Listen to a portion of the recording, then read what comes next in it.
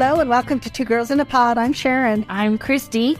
Welcome, everyone. We hope that you have had a really fantastic week so far. Oh, we're getting so close to the weekend. Doesn't it feel great? Unless, of course, you work on the weekends and maybe it's not so great. The rest of us are going, is it Friday yet? Is it Friday yet? Well, even when you love your job, the weekends just feel so nice. So anyway, as always, we sit here and we do our little morning chats, or, we actually get a lot of our ideas come when we're, like we talked about, sitting in the hot tub. But a lot of them come up because one of the things we try to do as often as we can weekly and stuff like that is walk. Mm-hmm. And of course, it's Colorado, so it's a little cold. We're not big fans of the cold. So what we do is we actually walk in our home. Mm-hmm. That's one of the big things. One of my goals in the morning is to always get at least 1 mile in before I make breakfast or do those other little chores that we have at home. For us, it's such a creative time for us too. Not is it just getting us moving, and having that motion. Exactly. And that's kind of like what we're talking about today. It's life in motion. And I think that it applies in more ways than we even realize. I feel like that, when we're getting our steps in the morning, we are very creative. Our mind is going. It seems like it's a really great time for us to come up with different ideas and stuff. So it even shows how that movement, our body movement, really, for me, it's like creativity comes, I don't know. One idea leads to another idea, and then that's the mind's movement. And it's this relationship that's going on between the body and the mind. You're getting that oxygen going, the blood's flowing a little bit better. Hopefully you're not super sluggish in the morning. Mm-hmm. But even if you are, I find even if I'm starting my day off sluggish, as soon as I start getting that movement going, the sluggishness goes away, but not only for my body. Mm-hmm. It's like your brain goes, I'm awake. Yeah, I think that's true. And it can happen even before coffee. And coffee's really important. Yes. Trust me, we could do a whole episode on coffee. I'm sure we could. I think we should make that a thing. I do too, because we love our coffee. But I think the thing is that, because, we touched a little bit on it last time, that with music comes dance. With music comes movement. And when you're dancing, there is such a different feel, don't you think? Because you're switching it up, whether you're going from a Latin dance to, if you did two-stepping. I tried that once. My friend Tammy tried to teach me how to two-step, but that's okay. I tried to teach her how to Latin dance, and neither one of us got it very well. She didn't want to move her hips, and I didn't want to stop moving mine. And so it's like, and no, in the two-step, you don't do that. You just kind of stand there, and and I'm telling her, no, in Latin, you got to kind of move your hips. Her hips didn't want to move, mine didn't want to stop, so that was the end of our lesson. Yep. But it was fun. And what's really fun, I was thinking back, is we've had it where even one day my sister was here, and we're up in the kitchen, and we have music on, we're dancing as we're making dinner. Tammy was here. That's always been sort of a thing in our home that people come over and we dance. A lot of times we are doing something in the kitchen or something like that, and we'll put music on and we are always dancing. We've done that, with quite a few of our friends. You mentioned it before. We did it with your grandma when she came to visit. I don't know. It's just something that we've always done and I've always enjoyed. And I think that's the cool thing about dance. It's movement, without thought. It's just that feeling. Yeah. And I think that's what's kind of cool, when you say that, I think those are really the neat things too. I can look back on my life, and like I talked a little bit about, even with my parents, dancing, that was something that they would do. And it was something that we did. And, it wasn't uncommon for us to we loved wedding dances. Mm-hmm. Yeah. Because it was just a big old party with lots of music. That was one of the things I always liked too, was going to a lot of the Latin concerts that I went to. They weren't just concerts. It wasn't about just sitting in a seat or that. It was dances. We went to dances. When we went to see Los Tucanes, we went and seen them a couple of times. I've seen it before. Yeah, I was going to say I've seen it a few times. But, and that was really interesting because, when the first time it was like, oh, you want to go to this concert? I'm there like, okay. So I'm used to like, when you go to a concert. No. When you go to that, there's no seating. You're up dancing by the stage. You're dancing. It's the dance floor's there. Well, yeah, I was going to say, well, they do have tables surrounding, but it's a whole dance floor. The table's only there to hold your drink. Yes, pretty much. So, and if you do get a little winded, you get to go sit down for a minute. But it's really one of those things. And then I was thinking too, what I thought another time that came to my mind is when we were visiting my sister in California, and we went to her friend's party, and just the Latin music and just all the dancing and just the fun of it. Yes. It doesn't have to be dancing, but dancing, if you don't dance or if you're one that just dances by themselves, as one of my clients said, he goes in the closet, he can dance because it's a big closet. So he gets a chance to do that, which I thought was really cool. Yeah. And, if you're too shy, find that spot, find that time, and just move. Because it does something. There's, when you look, I don't care what culture it is, every culture has dance and every culture has music. And there's movement. We live in a state that, when we look at the most healthy, it's one of the healthiest states. We're always in the top 3. And when you look at that, we have a lot of cyclists here. We have a lot of hikers here. We have, we are always in motion. So, that shows something right there. If it's, something like those statistics about the state, and them being more healthy, it just shows that through, like I say, everybody's willingness to participate in those kinds of things, get outdoors and do that kind of stuff. So, and I was reading an article, one of the things they were talking about was looking at high blood pressure and blood sugar. And they were saying that if you could get up every half hour and do a little bit of a walk, it doesn't matter when it's 1 to 5 minutes, whatever, how it lowered the blood pressure and it helped the diabetes. And they talked about why that does that, when we sit, how the blood flows and sits and all that technical stuff. I just kind of bypassed that. No, I'm kidding. But it really was about how important that is and how we don't even realize. And it's not that it has to be a lot of time. And that's one of the things I love about working from home is I will always have about 5 minutes in between clients.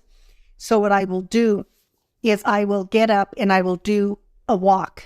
It does, and it feels better. When I have those days that I don't get that in, like sometimes in my office day, I don't because my clients come more back to back. I don't have that. And I feel different at the end of the day. Mm-hmm. I don't feel I don't know. You almost feel more tired. Well, I know that if it's a day that, I'm not able to get my workout in for whatever reason, or it's cut short or that, a lot of times I feel so much more accomplished when I get that in, even if it's for a shorter amount of time or whatever. Mm-hmm. But it just helps me, I think, not only physically, but mentally. Mm-hmm.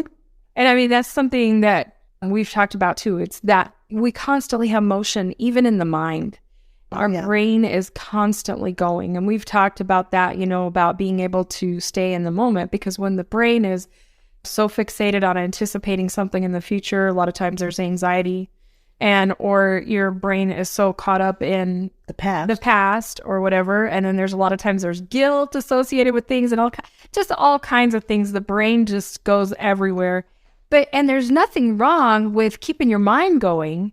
But I really think that we just have to we have to pay attention. What is it that we're feeding our mind, and what are we keeping it in motion with?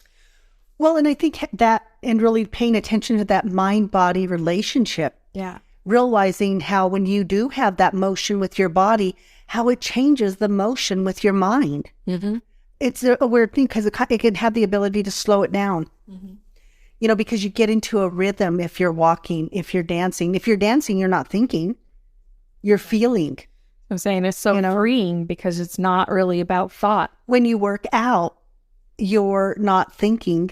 You're focused on whatever that motion is for whatever you're working out. So it becomes that nice relationship between the body and the mind. And with the now. Yes. I have people who pace because they're anxious. But even the pacing will still help regulate that in a weird way. Mm-hmm. Do you see what I mean? It's like if my body's in motion, then there's some action taking place, even though there's no action taking place. If it's around worry, the worry does not create an action other than the motion of you walking, but it's not changing the situation outside of that, if that makes sense.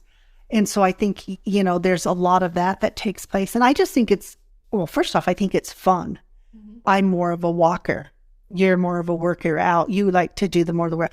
I love the workout, but I love the walk because I know what the walk does for me, because I'm doing it for a different reason. So I'm having that mind body thing, but I know that if I do the walking, it's so great for blood pressure. It keeps everything just kind of moving really well. I think that's one of the best ways that really helped me in changing my mindset about working out, and that was focusing on the health piece of it. I really saw it impact my numbers as far as cholesterol, things like that.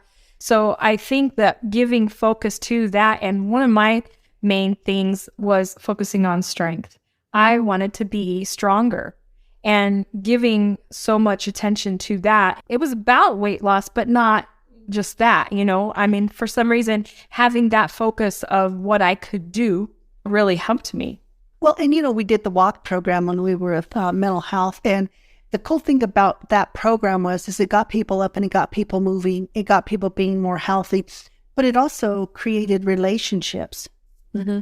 And I always tell people, if there's a group that you want to be a part of or stuff, there's Meetup and you can do all of that. So I think that's one of the important things too, is if moving alone doesn't motivate you, and if you need those partners, because I think anytime you have a partner to do anything like that, it always just helps us with accountability, but it's just also fun. Even when we're on hikes, we stop, we talk about what we're looking at. We're in the moment, but we also get some really great ideas when we do that. So I think there's so much to it, and it's such a fun thing if we don't view it as work. Mm-hmm. Because I don't know about how many people out there, but, it's like, we talked about the New Year's thing, and it's like, oh, it's New Year's, and I got all these people doing their gym memberships and stuff like that. I'm excited to see how that turns out. But I think the thing is if that's what it takes to motivate you to start with the movement, to start that motion, that is really cool. Mm-hmm. Start the motion. And once again, I think we also get stuck in that head place of, if I'm not going to the gym and working out 2 hours, then I'm somehow not being successful. We will attach time to it. It is not about the time, but that is something that I think has been extremely hard to switch, because even when I look at stuff, people will talk about, well, I've got to devote this much time, and then pretty soon, so I'm not going to do it at all. And I often hear that with my clients. I don't have enough time for that. Mm-hmm. And then I'll ask them, you don't have 5 minutes? Well, of course I have 5 minutes. So do 5 minutes. That's something. And they have shown that if you could really take 5 minutes and give it really hard, like if you were able to go and do a run or whatever, maybe you're not able to do that, but whatever it is, really be in that moment and do that at full capacity, then that really does have an effect. They've shown that, like it's like intermittent running or things like that, the impact that it does. And they've even gone further and even saying, even if you go and do 5 minutes of stretching. Right. Stretching is that's why yoga is so popular and it's been around for so long, is because that's where you truly learn your range of motion. Well, I don't think that we're not meant to be still. And that's what we're talking about, that we're constantly in motion. If we are still, muscles atrophy, it becomes harder to move, you become more stiff. And I think that if people did give some time to that, focus on stretching and that, it amazes me with flexibility how different your body feels. And that's not about fast movement. It's about, just easing into those stretches and relaxing your body into it. And when you have that flexibility, you just feel more youthful, more vital. Just to me, I think the thing that's so funny is when you do stretch, which I had been stretching and doing really well, and then I kind of injured my back a little bit. So then I kind of pulled back from it. So, just kind of going back and forth with that. But one of the things I noticed, and I think because I wasn't doing as much stretch, is how that you don't walk as light. I can't explain it, but I can feel it, which is really interesting to me because once again, the more movement and the more stretch we do, the more fluid our movement even becomes. Well, I think that that's why I understand what you're saying about lighter, because I think when you have more flexibility, you have more agility. So it's just like there is more, it is almost like a lightness, I think, to your step and just because you have that flexibility, you're just more comfortable in your body in a way. Well, because it's kind of funny, and I'm going to attribute it to this because I don't know why else she would be saying it to me. When I get up, she'll tell me, do you have to walk so hard? It's because she doesn't want to wake up the dog. Or I think that's what it is. Or she's just giving me a hard time. I'm not really sure what it is. But I have found since then, you've not heard me because I'm actually tiptoeing to the bathroom. Because heaven forbid I wake her or the dog. Why are you waking up and trolloping to the bathroom so far? And mind you, people, I just mind him all business to them. But, it's really interesting, though. After you mentioned that, I've started to do a little more stretch. And there's a difference in the way it is so interesting. But I'm one of those people who, probably weird, but I really pay attention to what's going on with me internally, physically, what that feels like, what those shifts are. Because I think the more in tune you are with your body and your mind, the more that motion, that relationship between the motion of the brain and the body becomes more synchronized. Mm-hmm. And you can tell when that's not synchronized because I always tell you, you feel out of sorts today. Mm-hmm. And oftentimes it's if she hasn't done her workout, I'll say you feel out of sorts. Yeah. Sometimes you feel out of sorts. Please go work out. I want my loving Christy back. Once again, I think that motion and that movement it's so hard. And I think people who are listening who do that can probably be sitting there shaking their head. Yes, that's it. That's what we need. That's what I'm talking about. And so much of the time, I tell people when I'm working on their mind, I'm saying, but what are you doing? If you're just sitting around, I don't care how healthy your mind gets, you're only partway healthy. There's not a relationship going on between the mind and the body. And I think it impacts the mind. So, I don't know how healthy you can make the mind without that component because it is important. And I don't think we realize our strength or we don't realize what we are capable of. And I know when you first started out, once again, you grew up, athletics was just not a part of your family system whatsoever. So I know even for you, it was a slow start, but then once you got to that place, now it's such a part of your lifestyle now. I was always grateful that at least when I was growing up, I did enjoy skating so much. My mom would always take me to that. So I really appreciate that because at least I was getting that in. Which she's going back to practicing and wants to get back into skating. So we had her skates. She has her own skates now, which are so flippin' cool looking. Yeah, I had them made here in Colorado Springs. So yeah. I'm excited about that. And I think invest in those things too, and that's what I was talking to her about. I said, if you're going to go skating and stuff like that, she said about wanting to be comfortable. Let's go make that happen because you're not going to invest in something that's uncomfortable. Yeah. Eventually it might become comfortable, but we don't even like to use other people's bowling shoes. That was true. So we're getting back into our bowling, which is a really great motion. Then that's the cool thing is that when we're talking about that motion, it can be things that are fun. We really do enjoy bowling. Yes.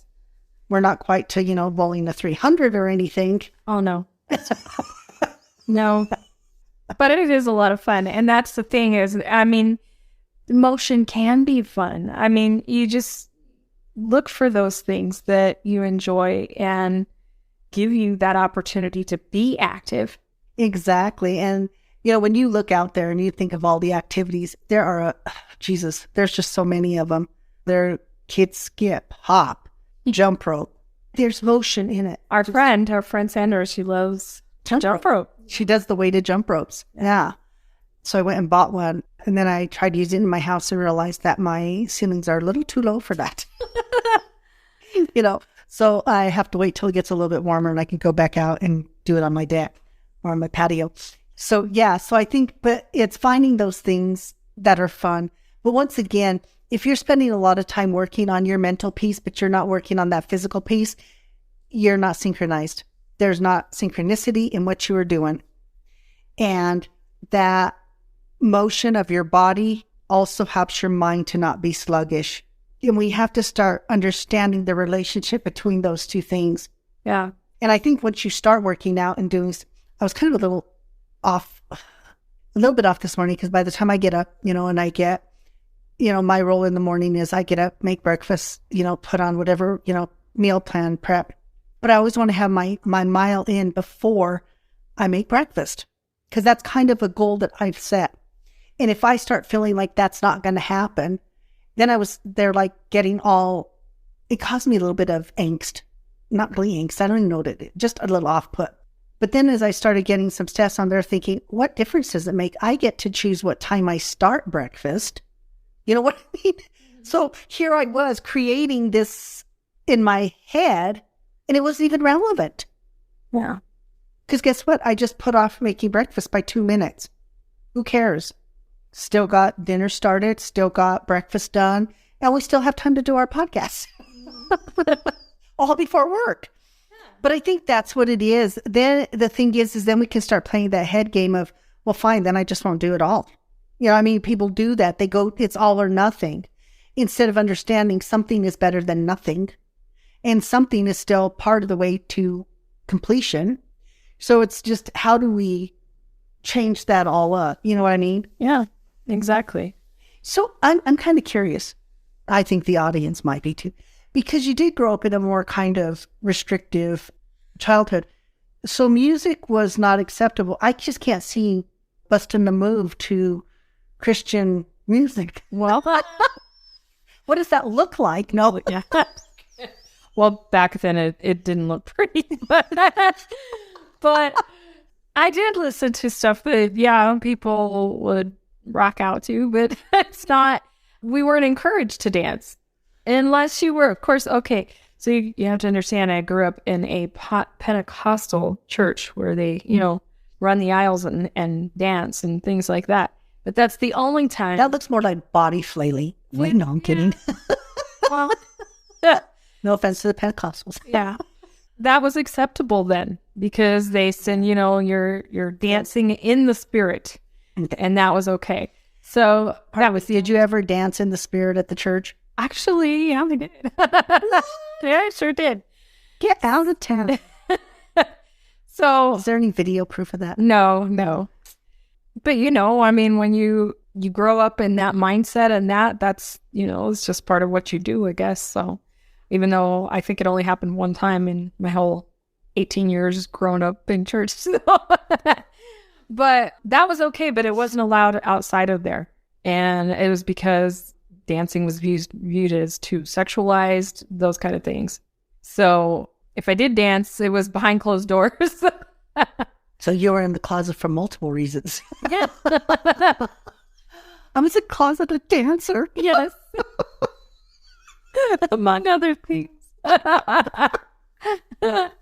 Oh my goodness. So how did you learn to dance then? Did I learn to dance? I don't know if I learned to dance. I just... Well, it looks pretty good to me. I let the music move me. We do dance well together. We do mostly Latin dance, but that's not the only kind that we do. I think because we feel the music and then we move to the music, which then we move with each other. But, that's just kind of that whole thing with dance. But because it does surprise me because, a lot of people that grow up with dance, you understand why they dance or how they even learn to dance or feel the music and do the dance. But Latin dancing, how did you, you didn't grow up in a Latin culture? No, I didn't. But, like I told you, I loved going to concerts and those were dances that I would attend. That was out when you moved here? Well, yeah. But when I got out to Colorado is when it really changed. And I moved out here when I was 18. So she could be a little rebel. I did get a little rebel-ish. So I did. I started going to the dances and things like that. And that's where I picked it up.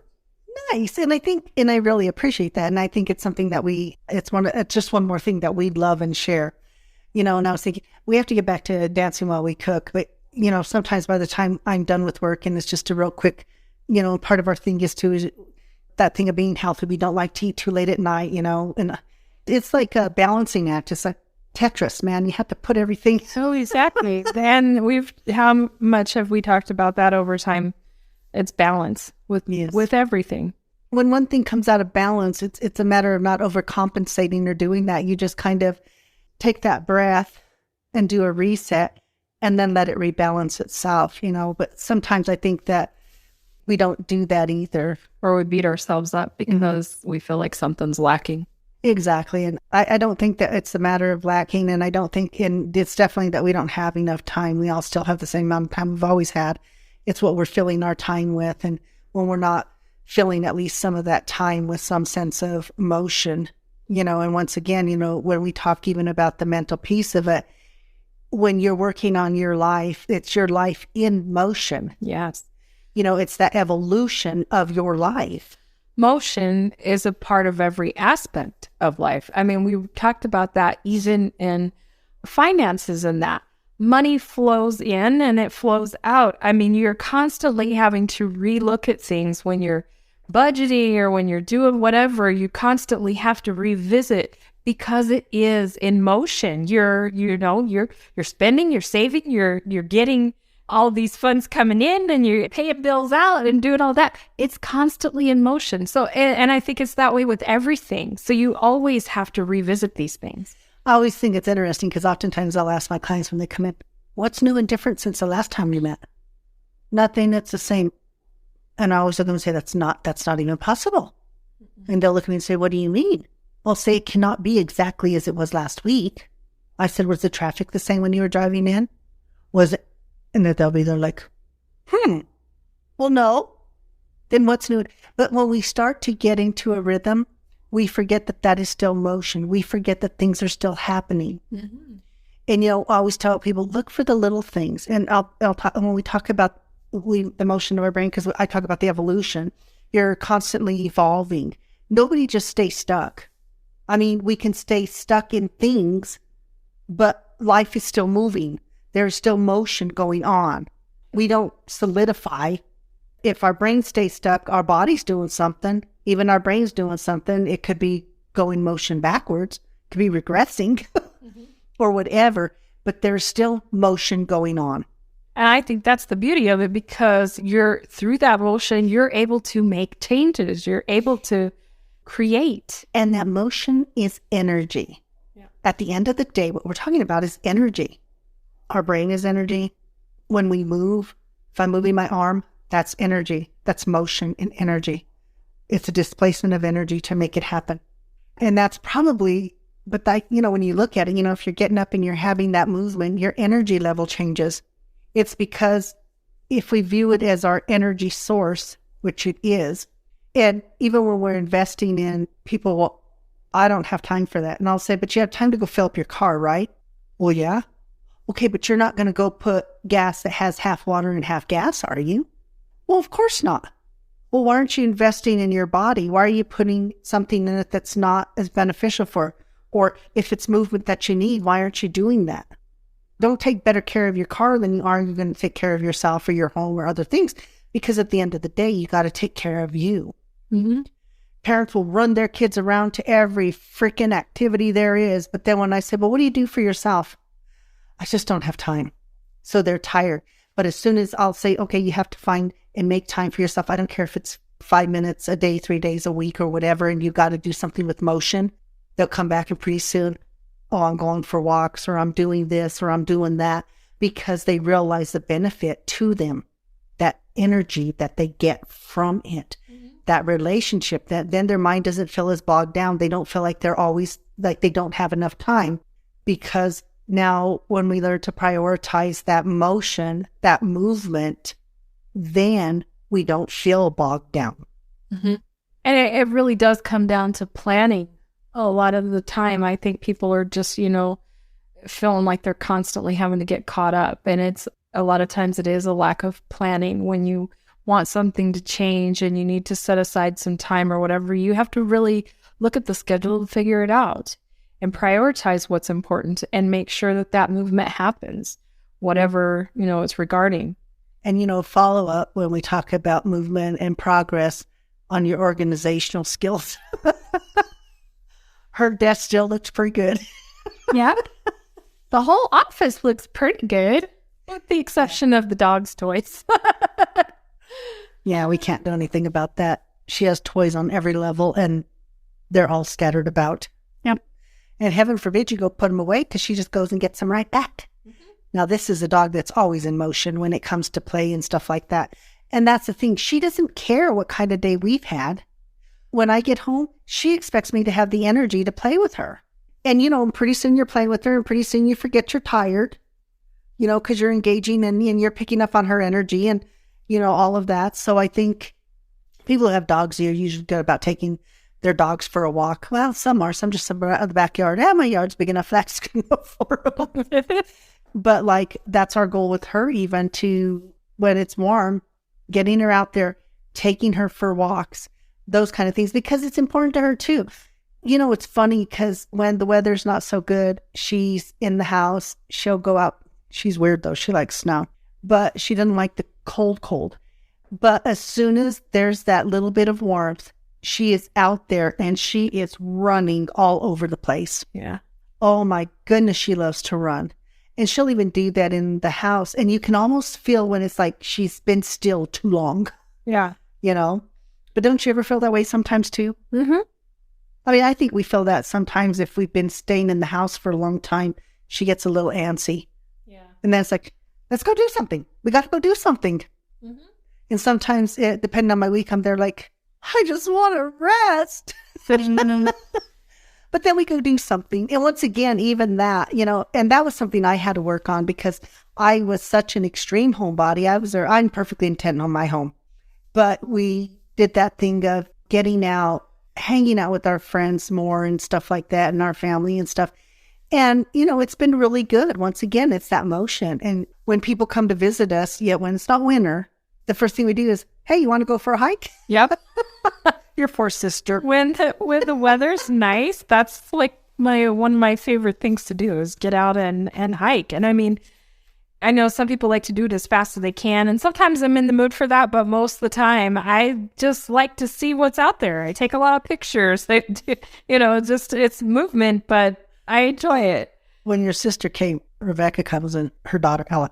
So they come, Ella's a kid, so she's got energy. So she's hiking. We did Garden of the Gods, and finally climbing the rocks. They're taking too long. So I'm like, okay, I'll go with you. So we go up ahead and she's up on the rocks and she's doing all sorts of stuff. They're like, get in that crevice, climb all the way up there. I'm going to get a picture of you up there. We're doing all this. And then here you come. Well, we also forget that your sister has to acclimate to our elevation. She's from those lowlands over there. And so, yeah, she's not used to this elevation. But once again, people come here. My sister comes here. We go hiking. Our friend, poor Sandra too. Sandra. Hey, Sandra, you want to go for it? Not really, but okay. That's what I think she's thinking now. We could be wrong. But, I think it's just one of those things. It's something that we really love to share with other people. And we do have some really beautiful, beautiful hiking trails here in Colorado. And that's really, really cool. And, we just implement that in as part of our motion as well. Because we kind of go to, when we would go to Club Q, we would dance a lot and have fun there. But we don't go anywhere here. To go dancing? Yeah. Not really. But I just haven't been to that many places. I don't know. Yeah, it's really what there is as far as that goes. Yeah. And except for when we went to Rhinos. We went there for my birthday and Danny's birthday and had a good time and danced. Oh, yeah. Tim and Rita. Yeah. Yeah. And Gina and them. Oh, yeah. It was a good time. Mm-hmm. And I think, when you can have it where you can go out with and, get your friends together and you can do that, that's really cool. Mm-hmm. We've taught our goddaughter, Ellie, when we go out to dinner and stuff, what does she wait for? She waits for the end and she's constantly saying outside, outside, because she wants to go outside because we hold her hands and we walk and then we swing her up in the air, bring her down. She loves that. We've been doing that with her since, well, she's still little. She's only going to be 3.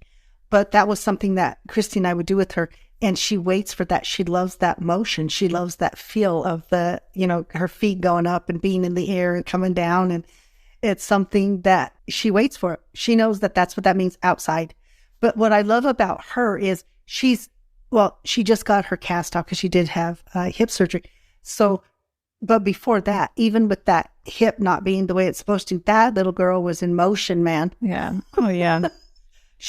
As most 2-year-olds are. But she loves being outside. Yeah, she does. She loves to go to the valley because she can go outside. She has yard there. She does all that. But I love that about her, that she loves the outdoors. She loves that motion. Okay, mom and dad probably don't like her motion in the house as much. Yeah, really. After all, she is only 2. Yeah. And we've talked a lot about physical motion, but things are constantly changing in our lives. And I think that that's something that we have to remember, is because even maybe if something's not going as smoothly as we would like, it's only a moment in time and those things will change. And we have to keep that in mind. Well, and I think even, sometimes I'm talking to my clients and they'll be talking about relationships and stuff like that, and sad over a relationship leaving or ending. And I always remind people that even our relationships are sometimes transient. People come into our life in a moment that we need them, and then there's that motion of them. They come in, there's a motion of them coming in. We embrace that, we nurture that. And then for whatever reason, it leaves and goes somewhere else, or we leave and go somewhere else. And it's because it served a purpose. Exactly. And we're all at different stages in growth. And sometimes that happens. I know I've talked to you about people that I was friends with when I was a kid that I don't feel like I relate to now. And I may be Facebook friends with them or whatever. And that's about the extent of it. And it's interesting because there are other people that have come forward more that, maybe I didn't have much involvement with when I was younger, but because of maybe their growth and maybe their mindset, we're on a different page now. And so some of those people have stand out more than they did in my youth. You know what I mean? So it's interesting how all of your relationships change and everything like that as you grow. Well, and I even think, when I look at a therapeutic relationship, I have seen, I don't even know the number of people I've seen in my career. Probably thousands. Yes. And that's not an understatement. But the thing is realizing that even as a therapist, and I always tell my clients too, this is a relationship that has a beginning and an ending, because you're going to outgrow me, which I hope you do. My goal is to help you outgrow me in that relationship, because when you outgrow me, that means your growth has really centered around you, because it's not about the relationship. I mean, we build a relationship. We have to have a relationship of trust and non-judgment and all of that. But when I get to discharge a client, I know that means that I've served my purpose in that journey, in that movement, for them to be a healthier version of themselves. Mm-hmm. And sometimes it's hard for clients. And sometimes I see clients for a while and, I really care a lot about my clients. And I always think, I'll sit there and think, geez, I wonder how, little Susie's doing, or things like that. It's rare that we get to know the outcomes of what we do, but I don't think that we have to. I think that we just have to really appreciate the fact that we got to be a stop on that journey, on that motion of their life. And so for me, it's always a privilege to have that, but also understanding. And I tell them, you will not be with me forever. And I think that's where our focus has to lie, is that hopefully, however long that relationship lasts, that we leave people in a better place. Hopefully we have that positive impact in their life. Well, and I think even when we have those relationships that we may deem as more negative or toxic or whatever, they're still in our path for a reason. Mm-hmm.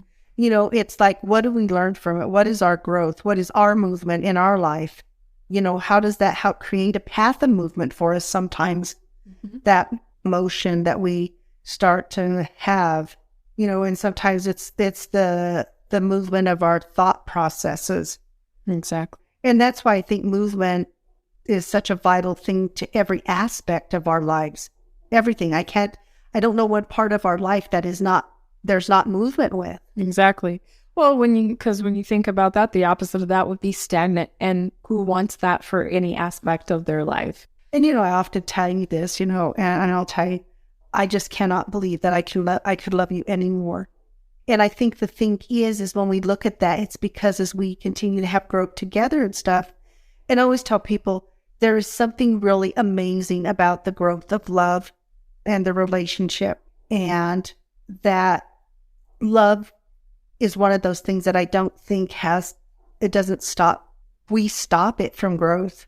Mm-hmm. But if we don't stop it and we allow it to have those natural progressions and we really like be in the moment with it and things like that, it just continues to evolve and I think get better. And I think that as I look at our relationship, over 20 years, when I think of us from the beginning, to now, this evolution and this growth in our relationship and the decision for us to work on that growth together, that movement of our life, so that we are on, that movement is in the same direction as far as our life together, but having the individual movement as well. Mm-hmm. Well, I think that's it. Really important. I mean, we've talked about that with all different types of relationships. I mean, if you're working on growth, and you want a better understanding of yourself, and you're doing that work, it's going to have impact on all your relationships as part of that motion. And I think we've talked even about that, that we really shifted a lot to really investing more into our relationship because they're valuable and important to us. Mm-hmm. And it's really weird because you can almost see that it's almost like you do that and you do it with intention, and then you can see that change from the other person's side too. So it starts to help that movement in the same direction even with that. So it's kind of a really neat thing. And if people take the time to sit and think about it and, really be in the moment and focus on that motion and those things, it's kind of really a neat thing.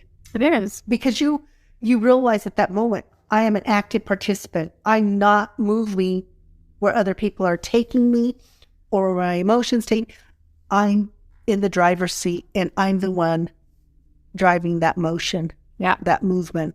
And it's going to go where I want it to go.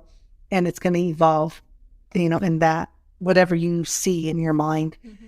So I guess for today, it's that thing of the importance of movement, and it's always happening, but either it's going to move without you being aware of it, and then we get upset with it and not realizing that we have to pause and be an active participant in our own lives, whether it's our movement of our body, the movement of our mind, our spirit, our faith base, whatever that is, to develop that and grow that and nurture that. Mm-hmm. Be an active participant. And I'm telling you, there's something about dance. It goes hand in hand with our last episode of music and dance. I tell you, we have music on in here a majority of the time. The only time we don't have it on is when I'm working, because I'd be listening to the music, or I might get a little distracted. And my clients, what's that song? No. But I talk with my clients a lot about music. So, but once again, that investment, have fun with the movement. Yeah. Whether it's the movement of your mind or the movement of your body, or even if it's the development of your spirituality, have fun with it. Yes. Make it a joyous thing. Your relationships, the way you love, expand on it. Make it joyful. I know that's what we work at. Mm-hmm. So we hope you enjoy the episode this week, and we hope we encourage, even if it's just one person, to say, you know what, I think I'm going to put on my dancing shoes. Mm-hmm. Get up and freestyle. There you go. If you have that friend who doesn't dance a certain way or needs a dance lesson, by golly, do it. I got to tell you a real quick story too. When Tammy, when we were going to Fort Collins, we would go out to the bar while her boyfriend at the time did not dance country. So she would tell me, you go dance with him. So I would go dance with him because I danced more his style. And out there like, let's just work on that, girl. Let's just work on it.